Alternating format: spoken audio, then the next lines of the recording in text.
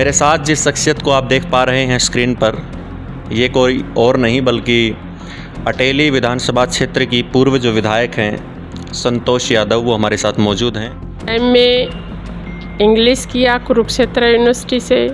राजनीति में अपना करियर आपने कब से शुरुआत की थी? 1985 में मैं इंडियन नेशनल लोकदल की महिला विंग की प्रदेश की प्रधान बनी। मैं कहानियाँ नहीं लिखता, कहानियाँ मुझे लिखती हैं। हमने 2 महिला कॉलेज बनाने का कार्य किया। एक हमने अटेली में महिला कॉलेज बनाया। नमस्कार दोस्तों, मैं आप सभी के साथ एक बार फिर से हाजिर हूँ। और जैसा कि आपको पता है कि हरियाणा में अभी अक्टूबर के महीने में विधानसभा के चुनाव करवाए जाएंगे। मेरे साथ जिस शख्सियत को आप देख पा रहे हैं स्क्रीन पर, ये कोई और नहीं बल्कि अटेली विधानसभा क्षेत्र की पूर्व जो विधायक हैं संतोष यादव, वो हमारे साथ मौजूद हैं। और नमस्कार बहन जी। नमस्कार, सभी व्यूअर्स को मेरी तरफ से नमस्कार।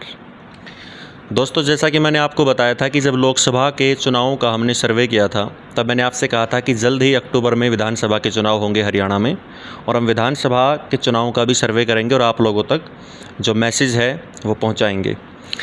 तो मेरे साथ संतोष बहन जी हैं। जैसा कि मैंने आपको बताया, शुरुआत करेंगे बहन जी के प्रारंभिक पढ़ाई से कि बहन जी ने कहाँ से पढ़ाई की, कहाँ तक वो पढ़ी लिखी हैं और तमाम सारी बातें। तो बहन जी, आप हमारे दर्शकों को एक बार ये बताइए कि आप कितना पढ़ी हैं, कहाँ से पढ़ी हैं, क्योंकि बहुत सारे लोग शायद इस बारे में नहीं जानते होंगे, तो मैं चाहता हूँ वो जानें। मैंने बीए डिग्री कॉलेज महेंद्रगढ़ से किया। एमए इंग्लिश किया कुरुक्षेत्र यूनिवर्सिटी से। एमए सोशियोलॉजी किया मेरठ यूनिवर्सिटी से। और एलएलबी किया पंजाब यूनिवर्सिटी से। एलएलबी आपने एलएलबी कर रखा है? जी, पंजाब यूनिवर्सिटी से। जी जी जी। अच्छा जी, राजनीति में अपना करियर आपने कब से शुरुआत की थी? स्कूल टाइम से था, कॉलेज टाइम से था, या बाद में कभी ऐसा? नहीं, 1985 में मैं इंडियन नेशनल लोकदल की महिला विंग की प्रदेश की प्रधान बनी। अच्छा। और उसके बाद सिलसिला जारी रहा।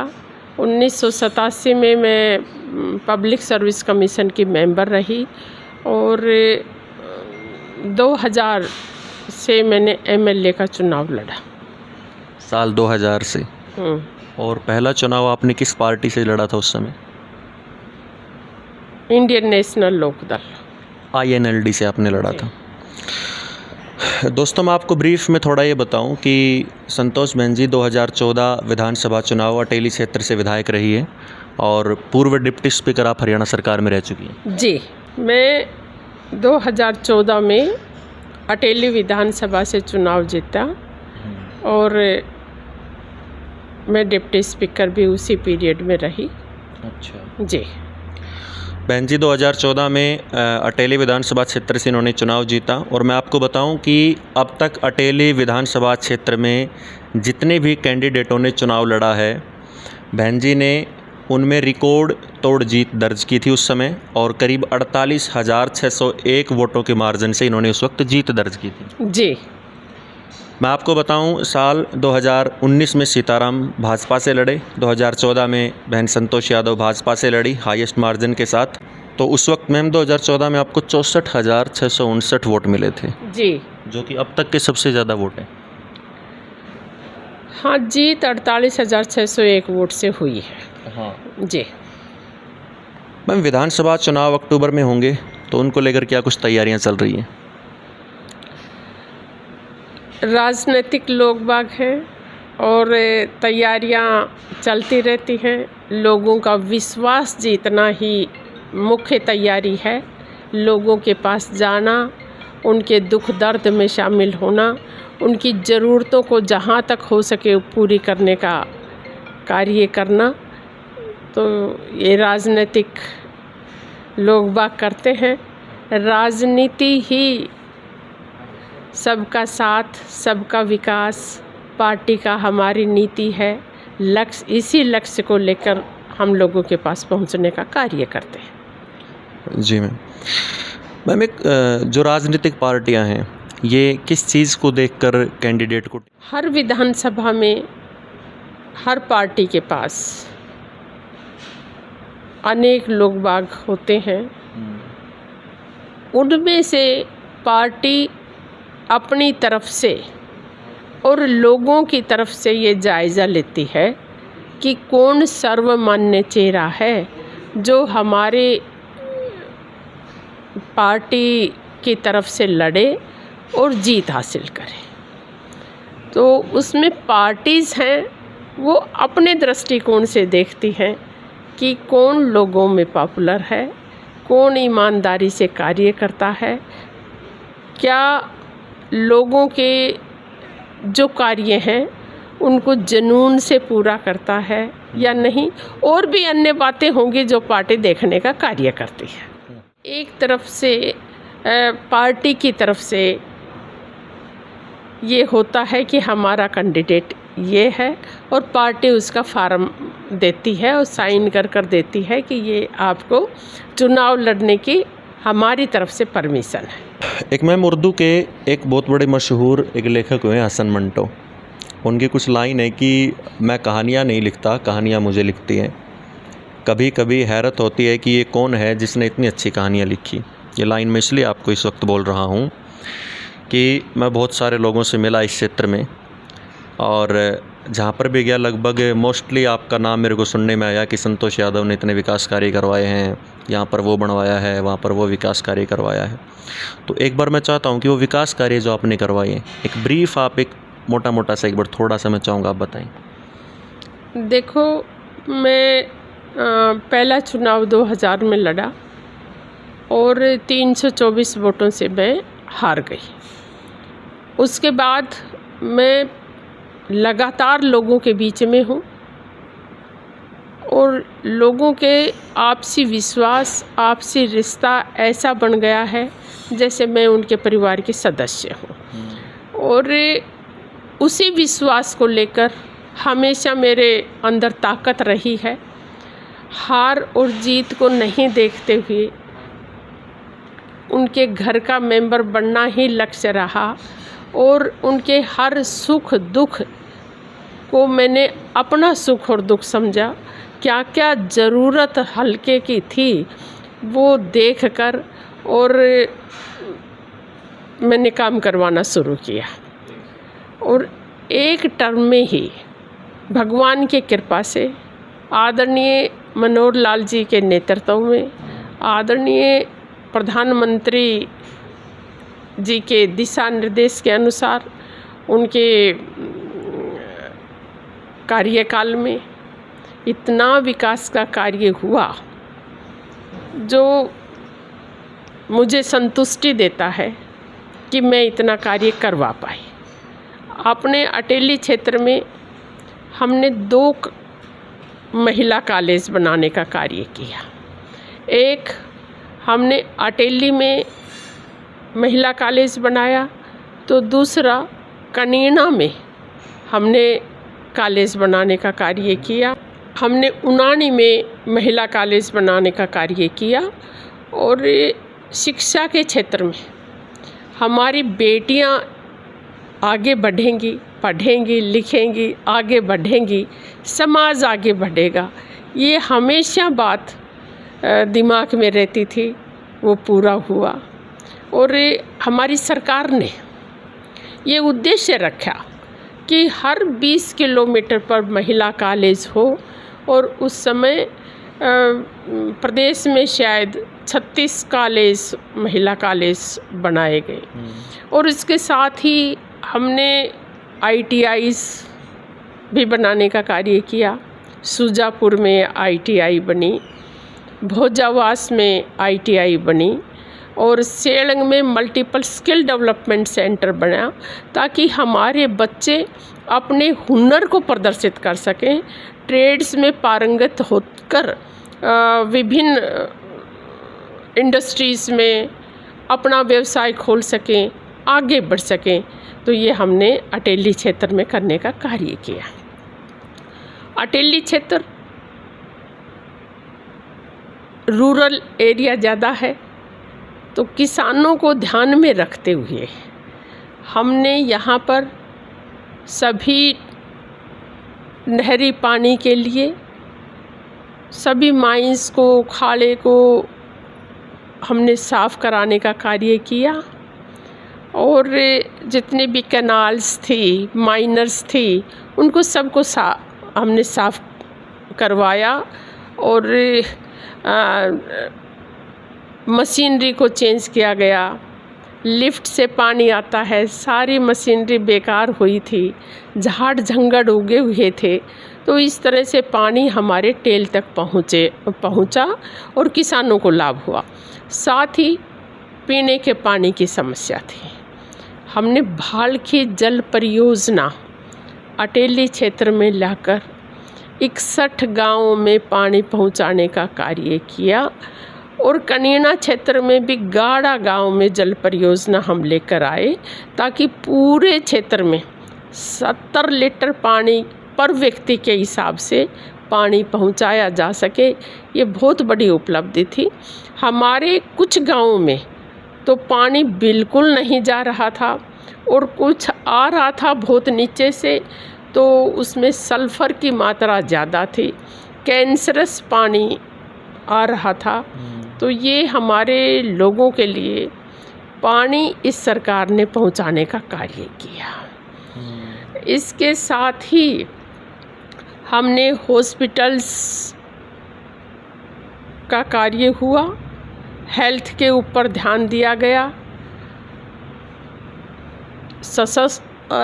स्वस्थ नागरिक, स्वस्थ भारत, स्वस्थ महिला, स्वस्थ भारत, इन बातों पर जोर देते हुए हमने कनीना में हॉस्पिटल बनवाने का कार्य किया। CHC हमने सेलंग में बनवाई, PHC हमने दोंगड़ा अहीर में बनवाई, PHC हमने कांटी में बनवाने का कार्य किया और साथ ही सब सेंटर्स बनवाने का कार्य किया। तो ये हेल्थ की तरफ से, हेल्थ को ध्यान में रखते हुए आज इंटरनेशनल योगा डे है। आदरणीय मोदी जी ने इंटरनेशनल योगा के ऊपर जोर देते हुए इसको इंटरनेशनली मनाने का कार्य किया। आज बहुत से देश हमारे देश से जुड़े हुए हैं, योगा का प्रचार किया गया ताकि हमारे लोग स्वस्थ रह सकें। और न केवल मैंने एजुकेशन में बताया, हेल्थ में बताया, इरिगेशन में बताया, हमारे किसानों को मुआवजा देना शुरू किया। पहले की गवर्नमेंट में मुआवजा बहुत कम मिलता था, ना के बराबर मिलता था।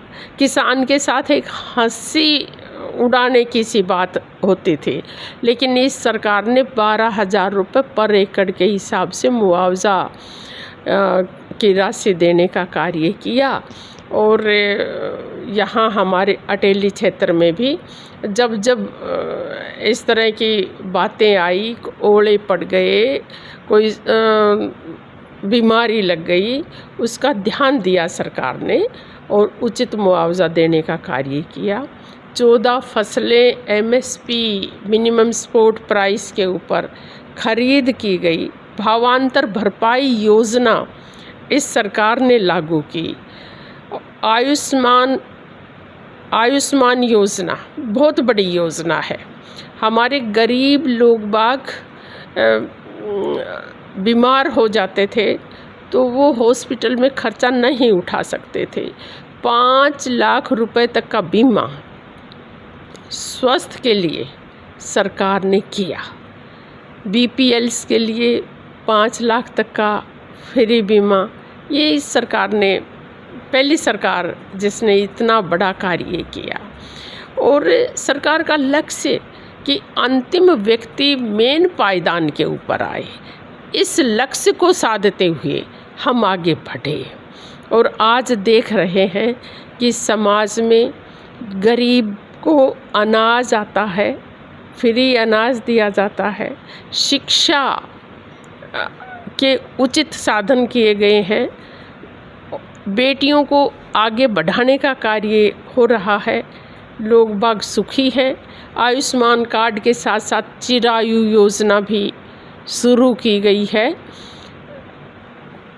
सरकार ये सोचती है कि आने वाले समय में सभी लोग बाग इस स्वास्थ्य योजना के अंदर आ जाएं ताकि हर व्यक्ति स्वस्थ हो।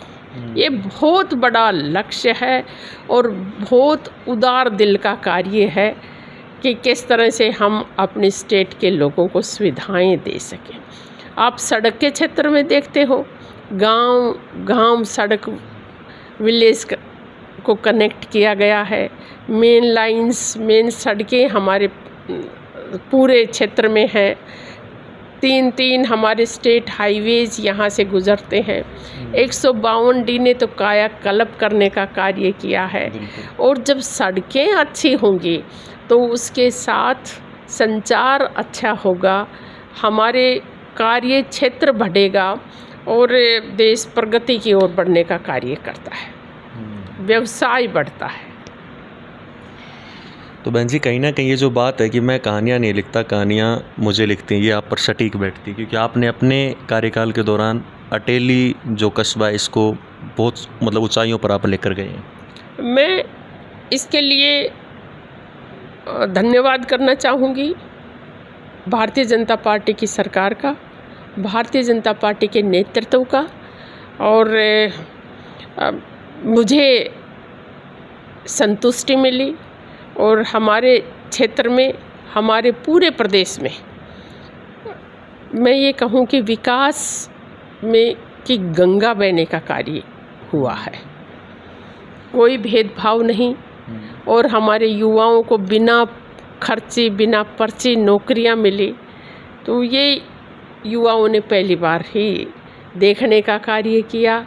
हर गांव से गरीब बच्चों को मेरिट के हिसाब से नौकरी मिली। तो सरकार ने बहुत अच्छा कार्य किया है जी। एक बहन जी, लोकसभा के चुनाव अभी थोड़े दिन पहले हुए हैं और लोकसभा में भाजपा से धर्मवीर सिंह जीत चुके हैं। उस समय ना एक बहुत बड़ी एक मिथ चला हुआ था कि भाई फलाना नेता ना लोगों से मिलता नहीं है, वो नहीं मिलते, ऐसे बहुत सारे ह्यूमर लोगों के बीच में फैला हुआ था। आप लोगों से मिल रहे हैं समय समय पर? मेरा तो मैं ये मान कर चलूँ कि सर्दी गर्मी बरसात मैं लोगों के बीच में हूँ और एक परिवार बन गया है।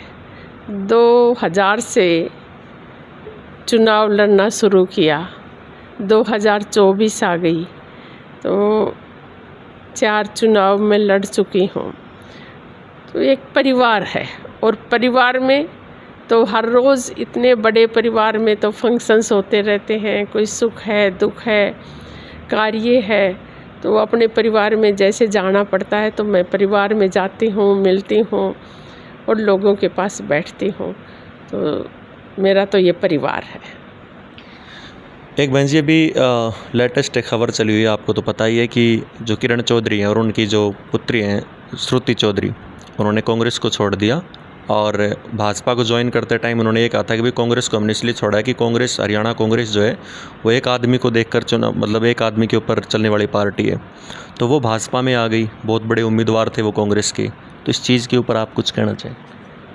देखो, पार्टियों में आना जाना लगा रहता है।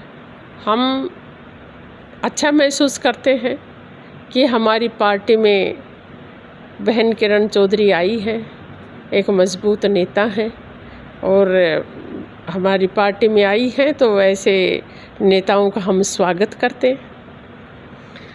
बहन जी, आप जो पहला चुनाव आप आ रहे थे तो सन 2000 में शायद, है ना? जी। INLD की तरफ से आपने लड़ा था। तो जब पहला चुनाव आप हारे उस वक्त, तो उसमें क्या कमियां रह गई थी? और हारने के बाद तुरंत आपने जैसे एक मन में ये आया होगा ना कि भाई अब चुनाव हार गए, लो पहला चुनाव था, बहुत सारे क्या करते छोड़ देते चुनाव लड़ना, लेकिन फिर भी आपके अंदर ये जज्बा था कि अभी और चुनाव लड़ेंगे। वो क्या कारण था उसके पीछे? देखो, चुनाव लड़ना है, नेक नीयत से चुनाव लड़े तो हार और जीत होती रहती है। हार और जीत कोई कंसिडरेशन नहीं, कंसिडरेशन चुनाव लड़ना था। चुनाव लड़कर लोगों की सेवा करना था राजनीति के माध्यम से, वो हम कर रहे हैं। मैम एक आखिरी एक चीज़ कि अटेली विधानसभा क्षेत्र के जो लोग हैं इनको आप कोई मैसेज देना चाहें? मैं तो हमारे क्षेत्रवासियों से यही कहना चाहूँगी कि आपस में प्यार से रहें और राष्ट्र हित में कार्य करें, देश और प्रदेश को आगे बढ़ाने का कार्य करें, यही कहना चाहूँगी। धन्यवाद। तो दोस्तों, जैसा कि आपने तमाम सारी बातें हमने बहन संतोष यादव जी से की हैं और आपने जाना भी होगा, काफ़ी कुछ आपको जानने को मिला होगा। और इस वार्तालाप को, इस बातचीत को मैं यहीं पर बंद करना चाहूँगा और मिलते हैं फिर किसी और दूसरे वीडियो के साथ। तब तक के लिए बने रहिए स्पोक्स पर्सन पर। धन्यवाद।